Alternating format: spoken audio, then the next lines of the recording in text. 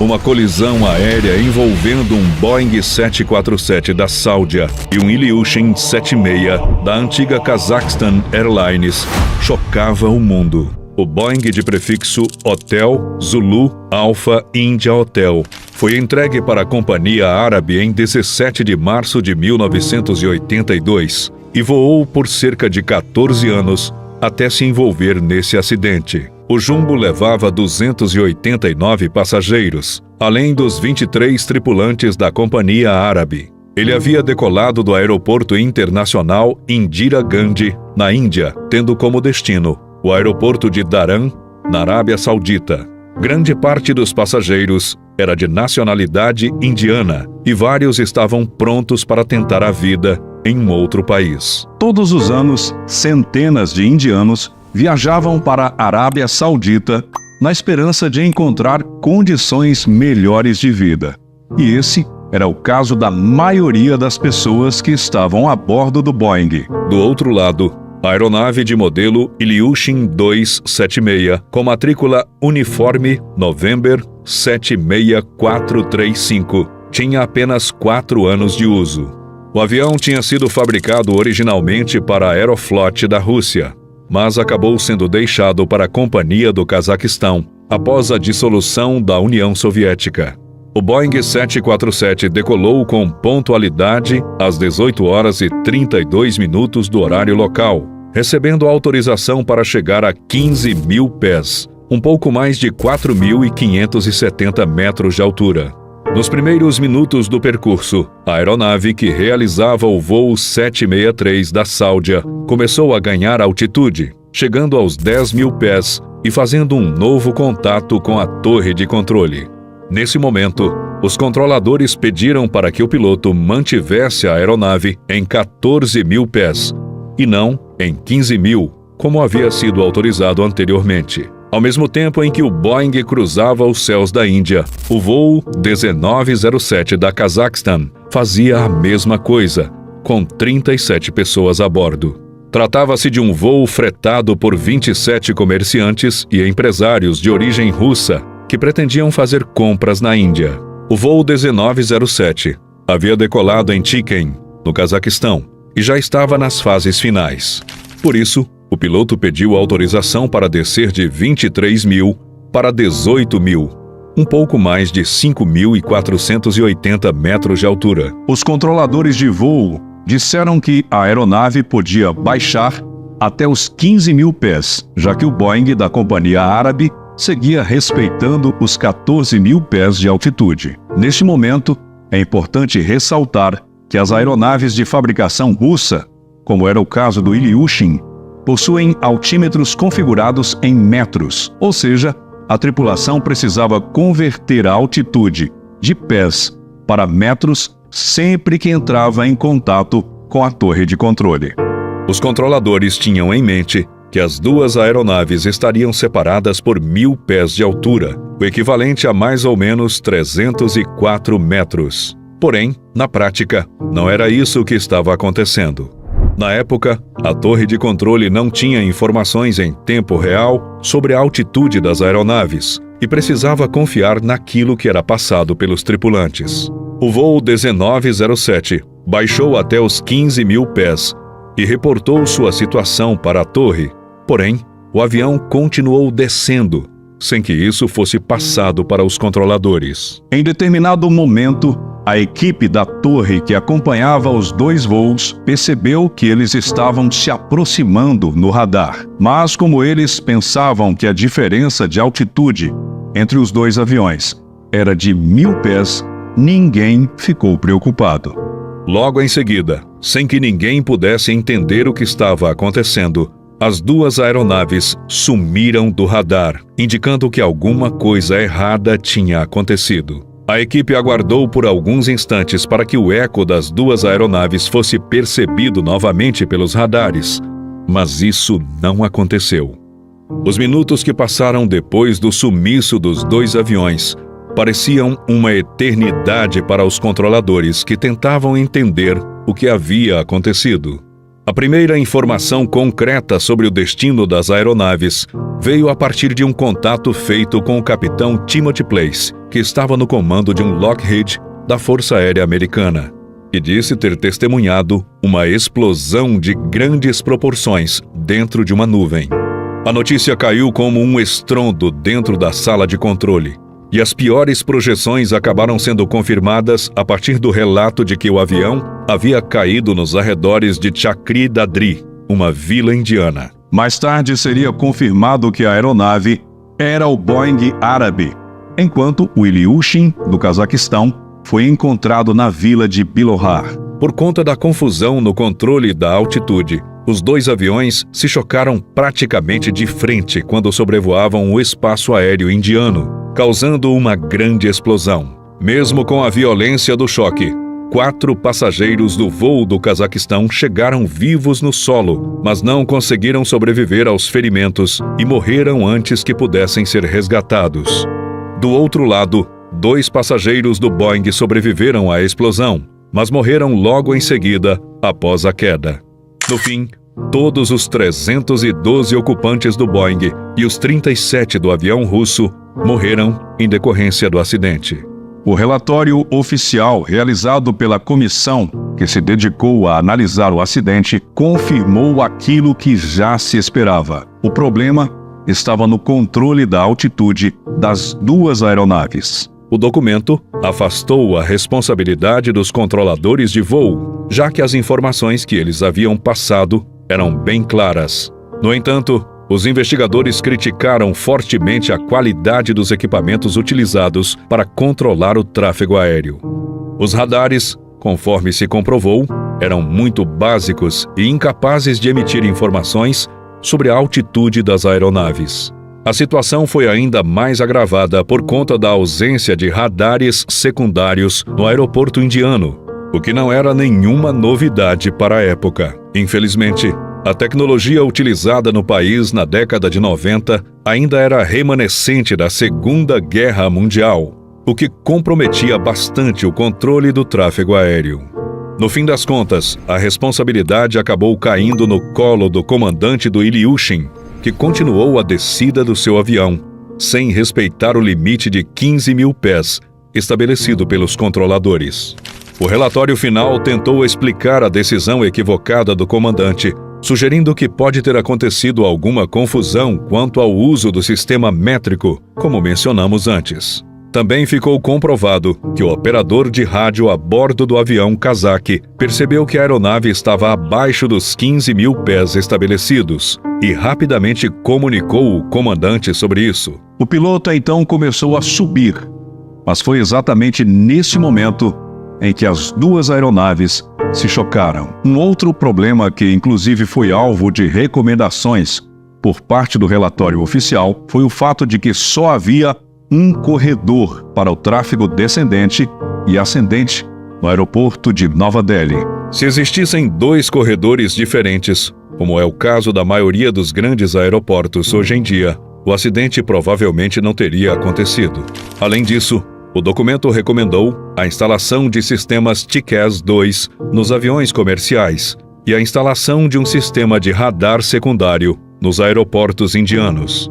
Até hoje, a colisão aérea de Chakri Dadri é considerada a pior de todos os tempos. Esse é o voo 268 da Pakistan Airlines e segue tranquilamente para Katmandu. Minutos depois, tudo sairia do controle. A aeronave entrou numa rota de colisão com uma montanha, na qual acabou se chocando, vitimando todos a bordo. No dia 28 de setembro de 1992, 155 passageiros embarcaram em um Airbus A300 para fazer um trajeto entre a cidade de Karachi, no Paquistão, e Katmandu, no Nepal.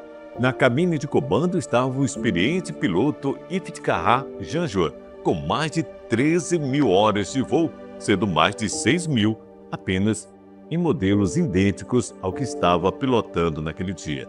Seu primeiro oficial era Hassan Akhtar, que também tinha mais de 1.000 horas nesse tipo de aeronave.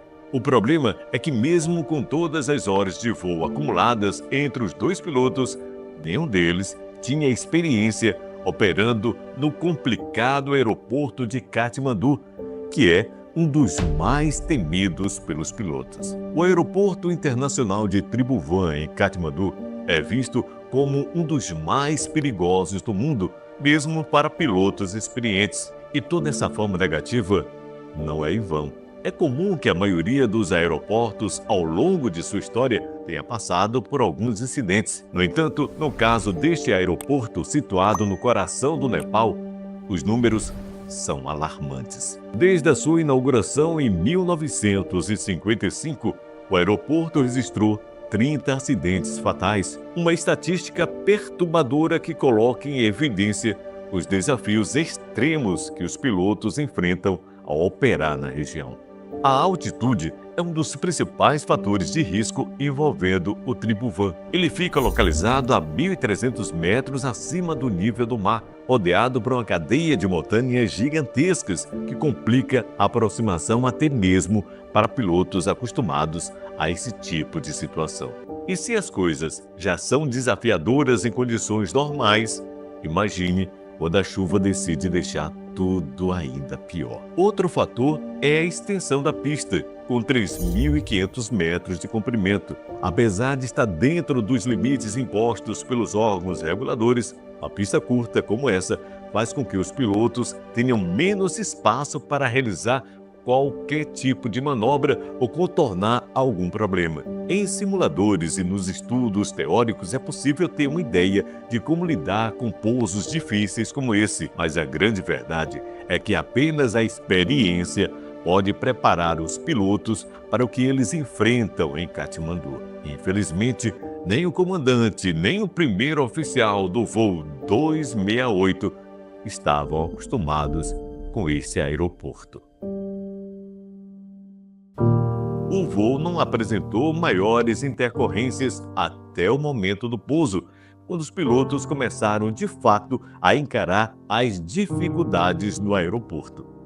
Ao sinalizar para a torre de controle que estavam se aproximando do destino, a tripulação recebeu o ok para realizar a chamada Operação Sierra. De modo resumido, essa abordagem envolve uma aproximação dividida em etapas, cada uma com atitude diferente, até que finalmente o piloto receba a autorização para pousar a aeronave. O piloto foi orientado a manter o Airbus a 11.500 pés, um pouco mais de 3.500 metros de altura, atitude que ainda fica acima das montanhas que circunda o aeroporto de Katmandu. Conforme a orientação, o piloto baixou até esta altitude e se reportou novamente. A partir daí, novos contatos foram feitos a 10.500, a 9.500, a 8.200 pés. Neste momento, a comunicação começa a entrar em um momento bastante crítico, já que os pilotos precisam passar por cima de uma cordilheira com 8.250 pés de altitude, ou 2.500 metros de altura. Em determinado momento, durante a perda de altitude, a aeronave baixou até 7.300 pés, um pouco mais de 2.200 metros de altura. Uma altitude perigosamente baixa que colocou a aeronave em rota de colisão com uma das montanhas da cordilheira. Infelizmente, a aeronave acabou colidindo com outras montanhas. O impacto foi tão devastador que resultou na desintegração quase total da fuselagem do Airbus. A força do choque foi tamanha que não houve tempo para qualquer tipo de reação. Infelizmente, todos os 155 passageiros a bordo, junto com os 12 membros da tripulação, perderam suas vidas de forma imediata. Assim que a torre de controle perdeu contato com a aeronave e percebeu que o Airbus havia se envolvido em um acidente, forças de resgate do exército do Nepal foram deslocadas até as montanhas. Mas, como já imaginavam, o cenário era de pura destruição e não havia nenhuma vida mais para salvar. O exército nepalês contou com o auxílio de investigadores de diversos países para localizar a caixa preta da aeronave, que era crucial para entender o que de fato aconteceu durante a aproximação com o aeroporto de Katmandu. Assim que o equipamento foi encontrado, em meio aos destroços, ele foi enviado para Paris, onde passaria por um processo de decodificação. Em primeiro momento, o que chamou a atenção dos investigadores é que o clima em Katmandu não parecia oferecer qualquer tipo de problema para os pilotos. Isso porque, conforme confirmado pelas testemunhas oculares do acidente, o tempo estava aberto e sem qualquer tipo de incidência de chuva ou vento.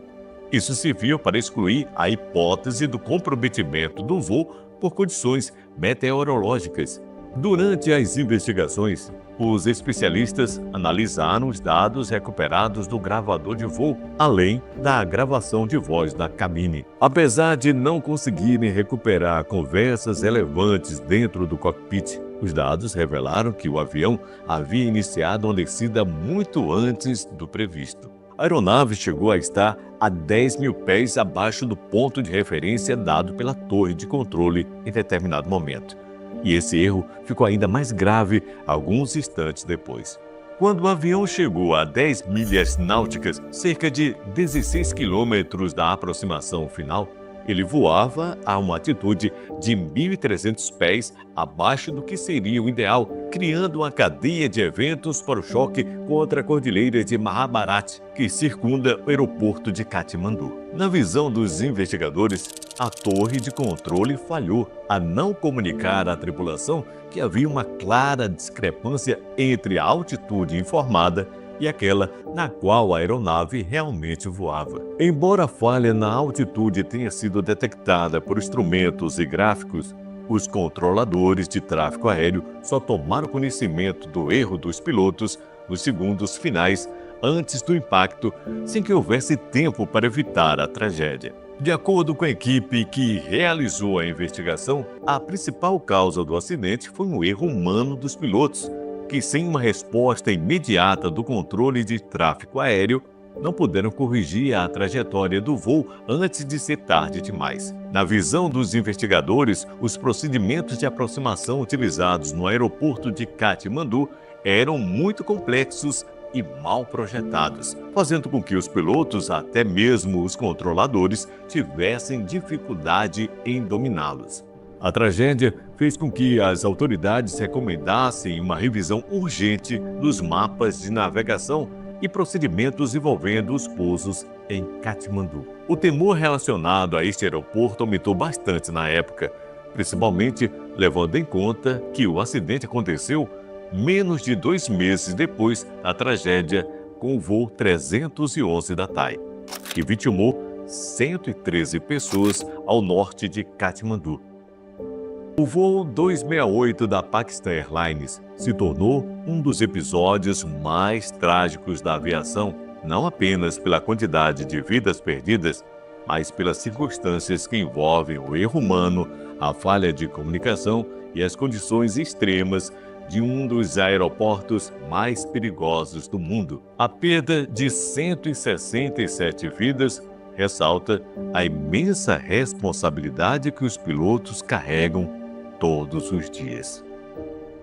Se você quer ver mais histórias como essa, inscreva no nosso canal e ative as notificações clicando no sininho. Aqui do lado deixo mais um vídeo para você assistir. Clique nele e nos vemos lá em poucos segundos.